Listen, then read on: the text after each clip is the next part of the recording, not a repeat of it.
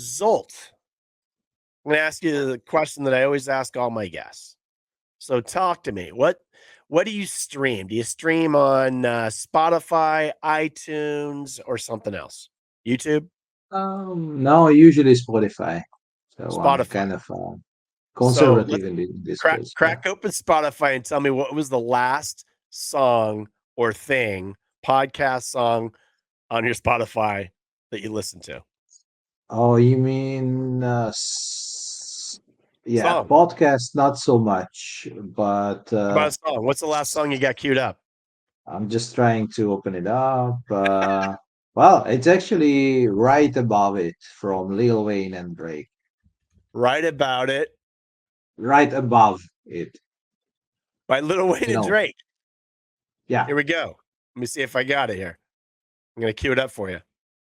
yeah. Give me a So thumbs up if you can hear it. yeah. So is this what Zolt listens to when he's doing the executive think tank? Nah, not really, not really. That was part of my running like exercise playlist Yes. because Exercise I is important.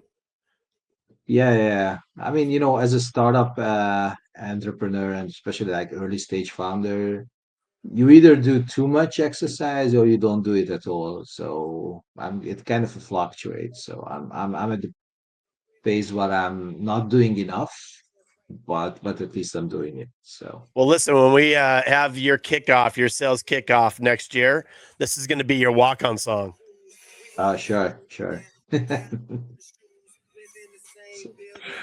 I love it. You never know what people listen to, and I'll never forget when I heard Mark Wahlberg, Marky Mark, talk about how he Mhm. listens to Adele when he's Yeah. doing his workout, and I'm like, I never would have thought about that, right?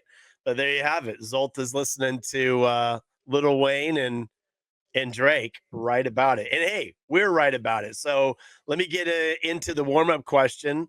Here comes the warm up pitch, and let's see what I got in store for you today, Zolt. Let me think. Let me think. Oh, yeah, yeah, yeah, yeah, yeah. Oh, yeah, this is good. All right. Zolt, as a Hungarian mathematician who studied in France and is on his eighth startup, how many startup founders does it take to change a light bulb? Yeah. And Well, is your usually, answer mathematically proven? yeah. Well, I it's more like empirical or some kind of a heuristic number I can give you. But also there are lots of other factors that you need to take into the picture. So if it's like YC founders, that's probably like 12 to 20. Like Eastern European founders, 50 plus at least, because they don't have much clue about how to do it properly. there's there's a And I'm lot of I'm not thought talking that about the light bulb. I'm not yeah. talking about the light bulb. Okay. Just for the clarification, make sure we're not talking about the light bulb. I do anything and everything I can to kind of crack smiles and get laughter and some joy because at the end of the day, here we're talking about a workout. I think it's fair to say that building a startup is like a workout. I mean, right? If you don't get out there and exercise and stretch and get some zen, you're not going to be able to Yeah. think of these ideas of how to improve and do more and do better from the previous day. You're only as good as your last shot in golf.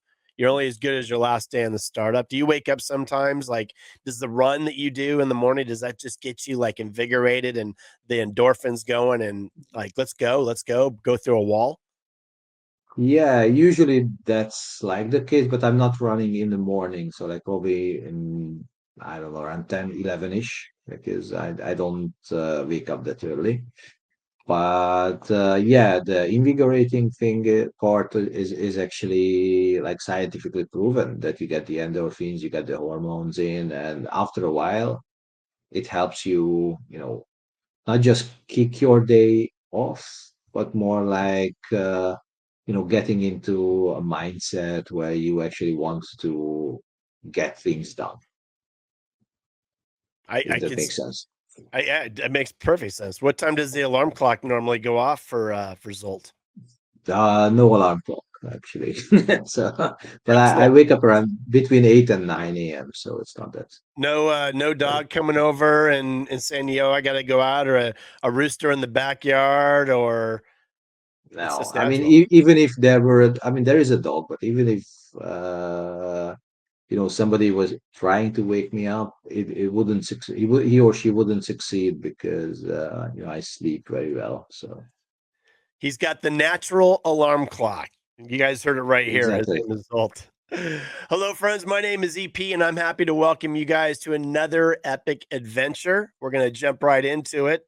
And before we do, let's go ahead and just give a quick little shout out to our sponsor for today, and that would be Prancer. Today's show is sponsored by Prancer.io. Is your cloud secure or just hoping that it is? Meet Prancer, the platform that puts your cloud compliance on autopilot and AI driven continuous validation. From policy as code to attack simulation, Prancer hardens your environment before the hackers even try. Ready to shift left and stay ahead? Well, go to prancer.io and take control of your cloud. You guys go over there and use Epic promotion code EPIC. You might just get a nice little gift there from Farshid. All right, let's jump into today's show, shall we? Today on Epic Hype, my guest today is Zsolt Nemeth, CEO and founder of R6 Security. Zsolt is a Hungarian born mathematician turned serial founder who's built not one, not two, eight. He's on his eighth startup. He's invested in almost 10, maybe more than 10. We'll find out today. And now he wants to rewire the entire cybersecurity playbook with R6 Security. If you think resilience is just a buzzword, well, Zsolt is here to prove you dead wrong. Zsolt Nemeth, welcome to Epic Hype. Thank you. Thank you for having me. I'm happy to have you here, man. We're going to have some fun today, and pun intended. Question: is the Z in Zolt silent in your home country? No, not at all. Not at all. We have So actually two explain. different types of syllables, so like Z and ZS. So that sounds like Z and J. So it's like in the Polish, the small hat or top of the Z. So do your friends in Hungary pronounce it differently than your American business partners? Is that a Oh fair yeah, assumption? definitely, definitely, So the definitely. "je" is from Hungarian. Yeah, At the end of the day, it really only matters what does mom call you? yeah. It's Zsolt or usually son, but yeah, yeah. Is there a longer "je" when she's trying to get a hold of you and she was angry back in the day and you were out late at night? Nah, not really, not really. I Are you was, trying to tell me you I were a was a good good kid? boy. You were a good. No, I wasn't. I wasn't a good boy, but then he just she just called me and my family name. That's it, or my full name. And that's the most serious threat usually. Well, do you actually realize that you have a very powerful name? Why do names that start with the last letter in the alphabet have so much power? Like Zolt, Zeus, Zachariah, Zach, Yeah, or Zion, and, Zartan, right? and my personal favorite, Zeppelin. All right, yeah. Yeah, I think it's probably not just the last letter in the alphabet. It's more like etymologically, it's kind of Zolt and Zoltan, which is Sultan. another Hungarian name coming from Yep, the name of Sultan. So yep. which is like the highest echelon in Turkey and actually in Turk part. So like the big conquerors. Big conquerors, right? Hey, so let me. Speaking of conquerors, was it? Did you conquer as a young, I'm thinking elementary school. You think of all the different tasks and activities that teachers call upon the kids in the classroom. Sometimes they start with alphabetical order and they start with the kids with the letter A. Sometimes they always go to the back and Wow. start with the letter Z. Did that help you or hurt you growing up? It was indifferent because they use the family names, and my family name Nemeth is actually in the middle, so So they went by the I didn't last have name. any issues with that. Yeah. Well, we're going to get into R6.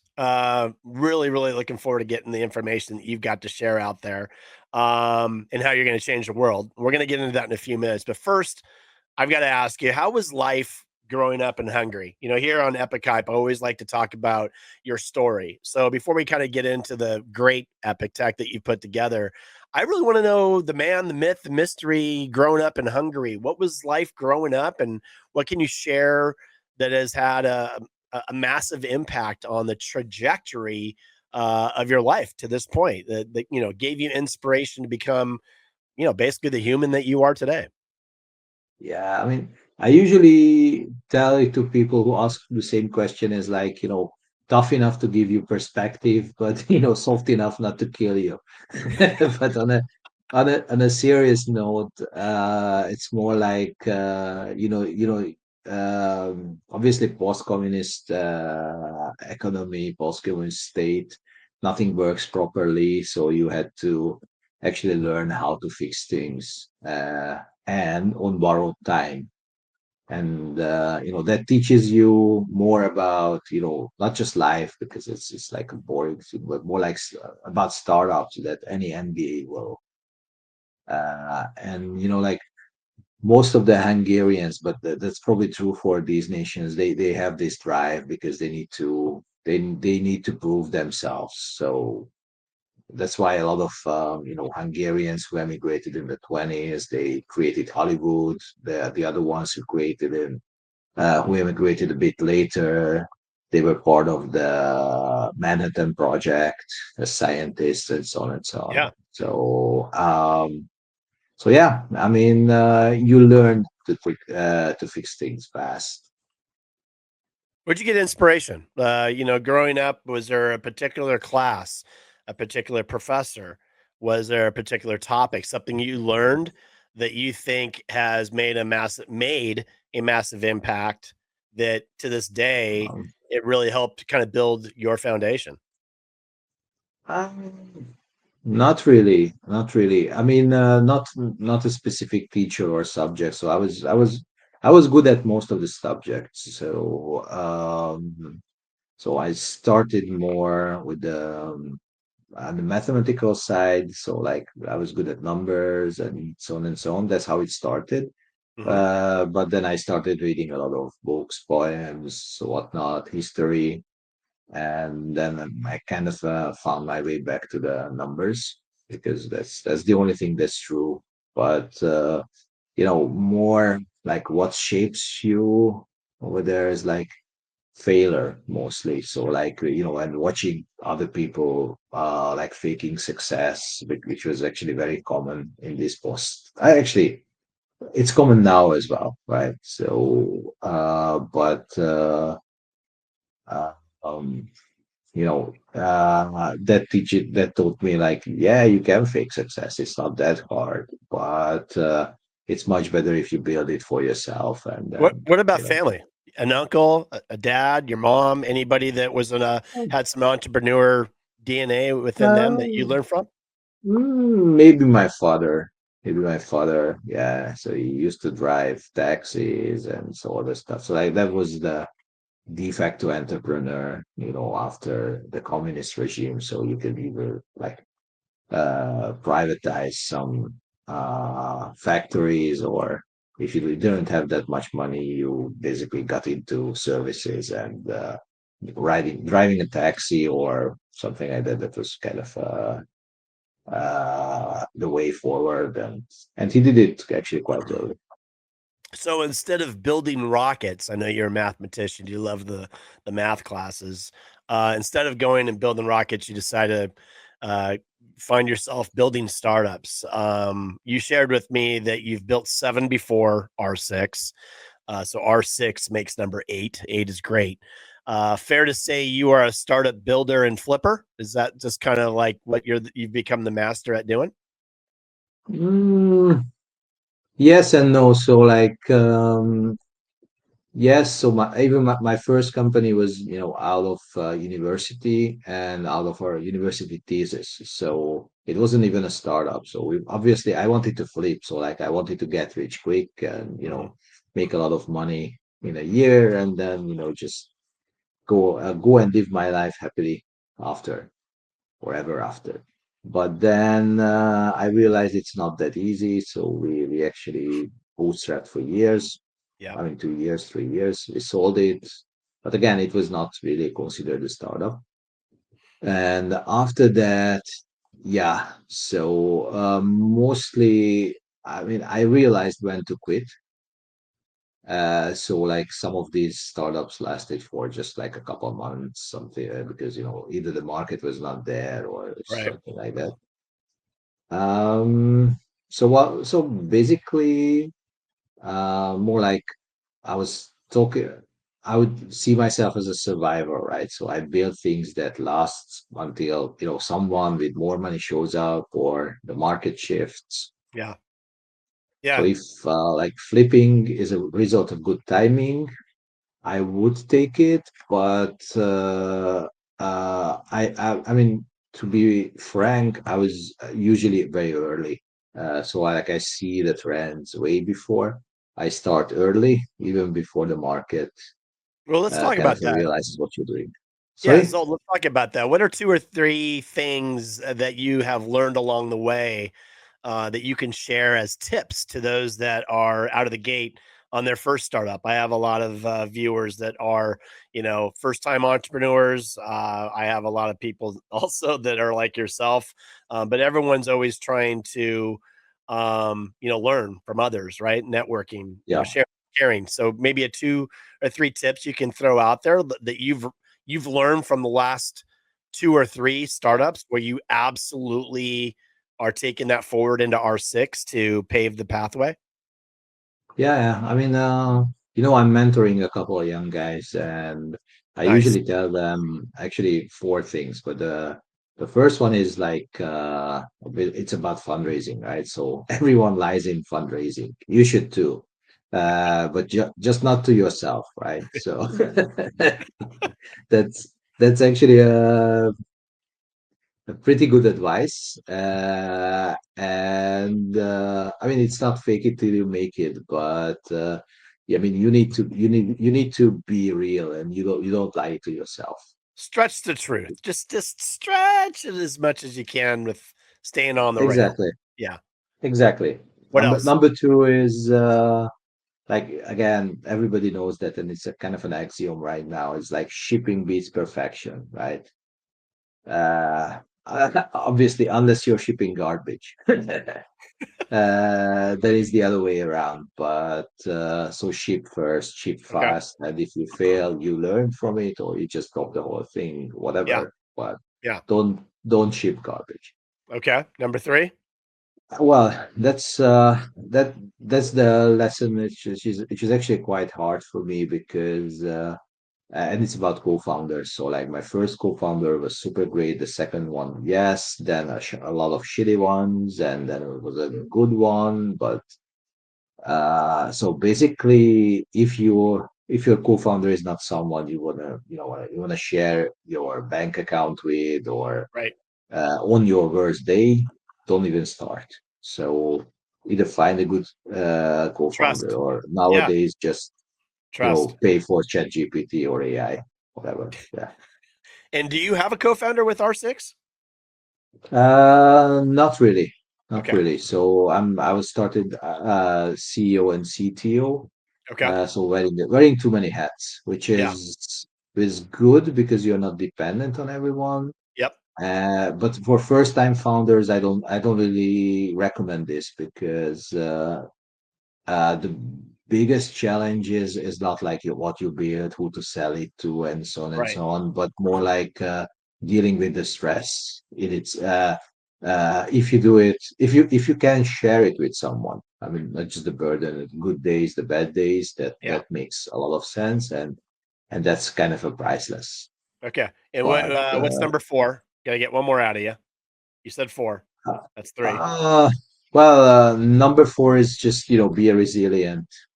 But we're gonna talk about resiliency a lot today, so Yep. I don't want to get into this. But Like it. there's nothing like overnight success. Even if you're lucky, uh, then you're gonna work for years Yep. for something that's gonna make sense. Sometimes you need a little bit of luck, but you have to put yourself in the position to at least have Exactly. the opportunity. And you mentioned resilience, so let's turn the spotlight, pivot off of that. I see real world cyber resilience on your site and referenced everywhere. Is that just a more polite way of saying most companies have no clue how exposed they really are? Let's kind of get into R6 and what you're building. Exactly. So like it means I mean the real world part it means that we are not selling fairy dust or snake oil and dashboards like probably 90% of the whole industry. Yeah. We are building for the day when your zero trust policy meets the real world, the real threat and the real threat actors who are coming to you with a grudge, right? And screwdrivers and hammers and stuff like that. Because that's when your system really gets battle tested against resiliency. So tell me, in a nutshell, R6, kind of give us the under 30 second. What is R6? What are you doing to change the world? And everyone listening, what gets them to lean in and go, ooh, that sounds good. What does it sound like? What you doing? Yeah.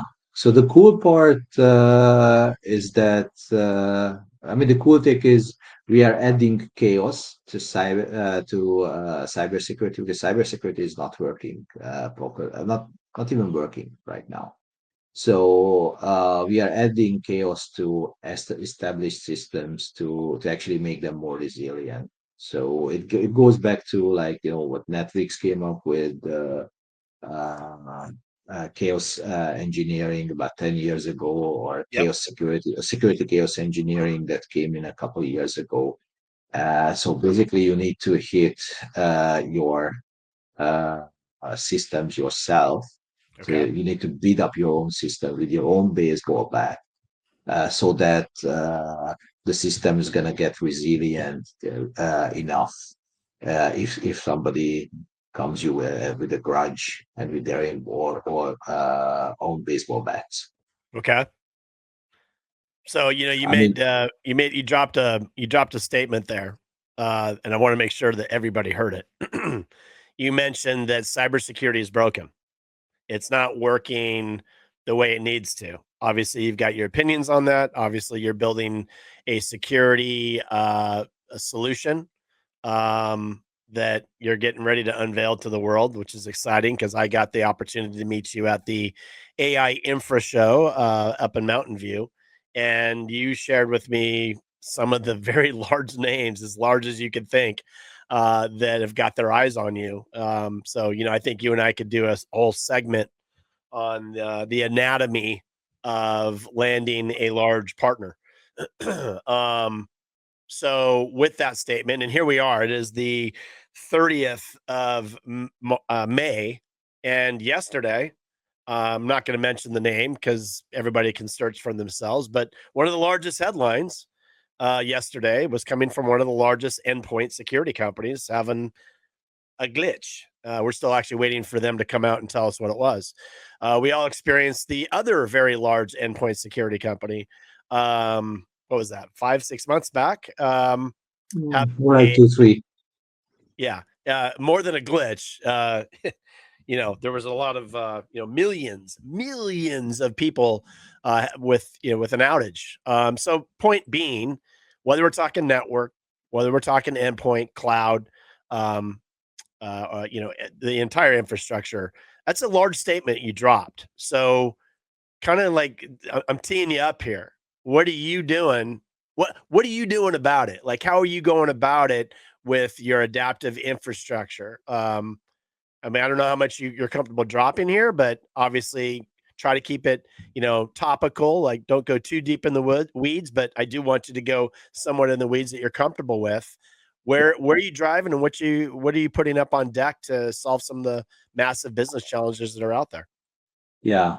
Um, So basically, compared to these MDR or XDR providers who are like logs, writes a report, they they started doing the right things, which is like remediating as well. So like kind of solving the problems, but Yeah. it still has man in the loop, right? The whole process has a man in the loop, which makes it super slow. But compared to them, we want to basically rewrite the whole battlefield. So like what we are building is adapting in real time. You like shift the so like we are not dealing with cloud security or AI security posture management and these kind of. I'm not saying bullshit, but can I say that? But more like uh, moving the whole target around. So that's kind of the how Gartner calls the technology as well. So AMTD, which is moving target defense, automated or autonomous moving target defense. So like I want to tell, I mean, I usually tell to non-technical people that the value proposition is super simple. So whether it's China or chat from finance, we make it hard for both of them to actually get close to your infrastructure. Well, I'm going to say it again, and that's why Zolt's on the show today. He is moving mountains. He has got the biggest eyeballs you can think of that are watching him, working with him, and he'll be making some epic announcements. And Zolt, I've already told you I want you to come back out when that big one does hit. This is a stage that I would love to have a. We'll come back and do a 5-10 minute clip and talk about it. But let's talk right now about something else that you and I talked about in the green room: scenario based protection. Let's say a nation state actor and a disgruntled intern both hit a company on the same day. What does Mhm. R6 actually do that a traditional XDR or SIM can't solve? They don't have a solution for it.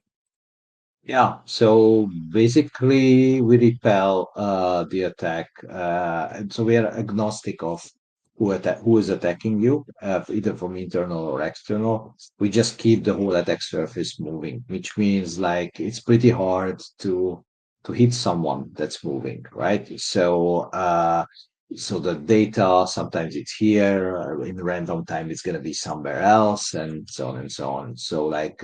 Even Chad from finance won't be able to find it. Not to mention China, as I put it like a minute or two ago. Does it make sense? It does make sense, and I think what's going to make your marketing needs to really have like that very intriguing video. I like the whole moving target scenario. And I think to capture what you're bringing to market, you're going to have to hit all three sensories, right? What am I seeing? What am I hearing? And what can I touch? And giving people the Yeah. opportunity to go in and actually demo what you're building is going to be huge. AI, I know, is underneath. You got a lot of things underneath, but let's talk about AI washing. There's a lot of AI washing in cybersecurity. Give me the unfiltered version. How much of R6's tech is truly intelligent, and how much is just good engineering with a smart wrapper? Wow. Wow. I wouldn't put it too simplistic over here. Yeah, obviously, yeah, AI washing is huge right now, and everybody's doing the AI theater. Yeah. AI for this, AI for that. We only use AI where it makes sense. But like 80% of what we are doing is not AI assisted, and maybe 90% of what we are doing is smart engineering. So we engineer it properly, and that's it. So like in a scenario where you don't even have AI workloads, we're using completely like zero AI, right? Wow. Because I mean, that's right now, but what would be good in the future to use more, but I wouldn't even call it AI. I would call it machine learning because like what we are doing now is automated, but getting into the autonomous part, you need a lot of data Yep. and you need to be able to constantly adapt policies and change policies. And don't let the DevOps guys or the DevSecOps guys or not to mention the CISOs dabble with that because they do care. They don't know how to do it. It's not on the top priority, and they usually mess it up. So like it has to be automated. But that's like old school machine learning. We need the data, and uh, and we have the learning algorithms for that. So it's not that hard. So Zolt, you're in the AI infrastructure space. You shared a fact with me. I had to do a double take. I had never, I don't recall reading this. I had never had anybody present this to me, and I had to ask you twice on it, and then I did go to check it out. You're disruptive, and that's a good thing. But you're going into this space, or you're in this space now, and you shared with me that CrowdStrike consumes 54% of the infrastructure spend. Did I get that right? Well, it depends on the infrastructure, but it could yes Uh, significantly slow these systems down. that's Exactly. huge. That's huge. Uh, I mean, I've seen technologies that even consume more because Yeah, they need to mirror the whole traffic, meaning like they make the copy, like real-time copy of right. the PCAP files, for example, and then do the analysis on that. Yeah, of course, it's about planning, right? So like yes, you're right, you need to plan double infrastructure usage, but that's okay for the hyperscalers, right? Yeah, Because you end up paying more to them, and that's usually okay for the customers is as well because that's people call it the security tax, right? So that's how they pay the security tax, and paying like 50% to us, like 70% more for I don't know, Fortune 5,000 company. yeah, Yes, for like or even mid-sized companies, it's kind of doable, right? So instead of I don't know $1,000, you pay 1,700 on AWS. Who cares? yeah, But for big companies, some of them they usually end up paying I don't know 100% or 150% more. For them, it's still okay. I mean, for their CISOs, it's still okay because it's safe, right? I mean, right, but the punch line is that it's not safe at all. So it's just kind of a false right. sense of And there you have security, it. but they pay Yep. for that. Yeah. Yeah, and that's why you're building what you're building. Speaking of big companies, I feel, I dropped this earlier, the anatomy of landing a big customer. How long have you been in talks with the big customer partner that you're going to be dropping some great information here in the next, let's call it 30 days? How long have you been in talks with them? Was it at the beginning that you had a conversation and said, "Hey, I'm going to go build this. Would you guys have interest?" Was it 6 months after you were up and running? Has it been over a year and a half, 2 years now? Like, what kind of, Yeah. you've got the corner pieces of the puzzle figured out as it pertains to working and landing a very large customer slash partner. Um, what are you comfortable sharing here that, Yeah. is part of the, again, the DNA thread to make that happen? So yeah, I mean it depends. So if you go like land and expand, you go Yeah. for small deals like six figures, low six figures, very low six figures, and then kind of build it up from there. That you can usually accomplish in a few months, maybe 6 months tops. For our specific segment, where it's like more like seven-figure deals, or maybe eight, it's a year plus, Okay. and then you needed to kind of tailor the services or the solution for them, solve a lot of problems that occurred for that specific use case. So it was a lot of work. It's not scalable. but we need money to grow, we need money to pay bills, we need money to pay employees, and so on and Sure. so on. So you have to do that. Well, you've got it figured out, and you got a lot of knowledge that I know people would love to learn more about you. So we'll definitely get some plugs out here before we let you go, so people can reach out if they want to learn more. And I think you need. Have you written a book yet? No, no. Yeah, I think that needs to be your number. Your number. You're on number 8 right now. Your number 9 needs to be a book before you go on to number 10. Yeah, Will, probably, will, probably. will you let me But hype the book signing? how I see it, there's not going to be number 9 and 10. It's not because I'm old That's or I'm not There we experienced go. enough, right?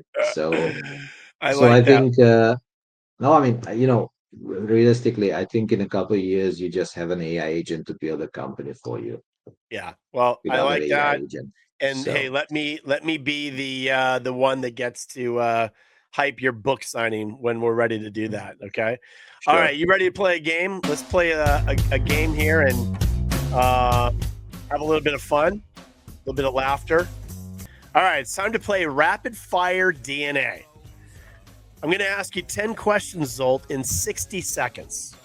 I'm looking for one word answers. I need you to be quick, be good, be done. Your mission, should you choose to accept it, is to face your fate, answering all 10 questions. Should you succeed, my friend, in under a minute, you will get epic gain status here today on Epic Hype. However, if you fail, if you fall short, then you're going to be faced with an epic fail. Zsolt Nemeth, do you accept Yeah, this mission? yeah, let's go for it. Yeah, let's do it. Hey, I can do this. Why not? Yeah. All right, let me get the clock ready to rip here. Get the sand in the hourglass ready to go for Zolt. Here we go. Rapid fire DNA with Zsolt Nemeth. You ready, my friend? Yeah. The clock starts now. Hungry in one word. Goulash. First startup, chaos or clarity? Definitely chaos. Biggest founder fear.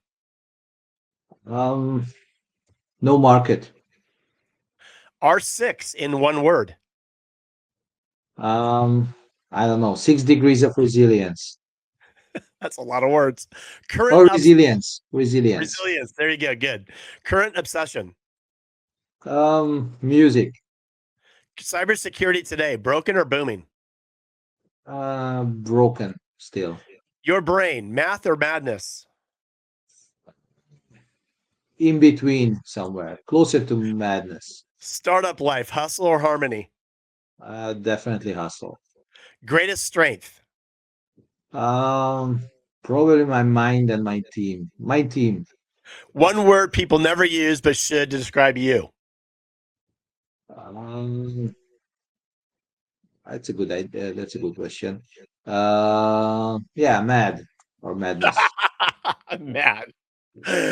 Mad. All right. Well, you're going to be mad because you just were over by 15 seconds. You did it in 1 minute and 15 seconds, which means we give I'm mad. you epic fail. But you know what? You are I not survived. failing. You, my friend, are an epic gain here today on the show. And you know, I love having you participate in that. I love you talking about what you're doing and what you're building. I love getting those questions out because it really shows where your head's at, what you're thinking about, and we'll have some fun with that. We'll put that out there to the masses. Anything to get Zolt, the man with power behind the name, Zolt, to give us a little bit of a chuckle. You had some good answers there, by the way. I like the resilience one. Had to take you a Yeah, second, but you confined it down to one word. yeah.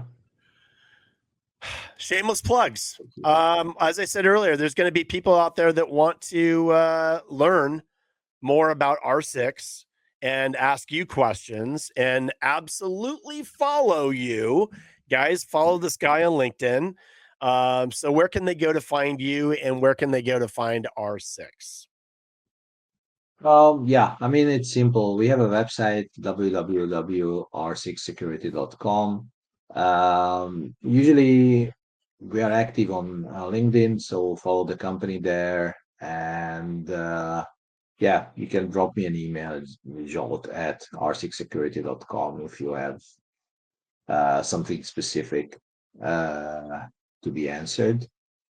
But yeah, I mean, we are available. We are open to business as well. So The doors are looking open. forward to, yeah, the doors are open. I love that. Well, listen, I know I'm going to have you back out. I told you that when you got some big announcements, this is the place where we're going to get those out there to the masses. And I'm very excited to see how that all comes to be for the month of June, which is right around the bend. And you're going to be out at Black Cat? Yeah, yeah, Okay. we're gonna be there. You got well, listen, I know you're not gonna have a booth, but you're gonna be out there having meetings. So if you guys want to learn more on Zsolt and get some precious time with him, I Yeah, know he'll be stacked up. So there you go, Zsolt. Anybody out there that wants to get some time with Zsolt, first week of August in the desert, reach out to him on LinkedIn and get some contacts going that way. My friend, have you had a good time? yeah, Was we it had a an good epic? time. Was it an epic experience for the Hungarian? Oh yeah, very epic, very epic. It made me hungry as well. What's the meal that you're making for me if I'm coming over to your house for dinner tonight? Uh, I don't know, probably not. Maybe beef goulash, something like Beef that. So, goulash. All right. Okay. I'm so it's down. like a beef stew. Yeah. But yeah, Red, I'll bring the red wine. What goes well with that? A Merlot, exactly. Meritage? No, red wine. Yeah, Yep. mostly. Yeah, nothing from Napa Valley or this kind of thing, but more like proper French red wine Okay. or even Hungarian as well. Not sweet, dry. There we go. Well, you know what? Maybe when I make it over to Hungary one day, I'll actually look for those vineyards, and maybe there'll be one with the guy behind the counter, and his name is Zsolt. Of course. All right, Zsolt, I'm going to get you out of here, man. Hey, I really, really do appreciate you, and looking forward to having you on another epic hype down the road. You stay epic, my friend, and we'll see you real soon. Yeah, see you soon. And thanks for having me again. Anytime, Bye. my friend. All right, guys, that was Zsolt. Man, that was a lot of fun. Yeah, I love the speed round, the rapid fire with him. I knew he was going to be fun. It's just my goal, as you guys could probably see, was to make him laugh and crack a smile. And this guy's serious. He's doing some great things, building an infrastructure and adaptive infrastructure, I should say, for security, and has a purpose and is focused. And I think that that came out in today's show. Hey, I want to thank once again our sponsor today, Prancer, cloud security that actually keeps up. That's prancer.io, real time compliance, AI powered validation, and attack simulations that don't wait for the breach.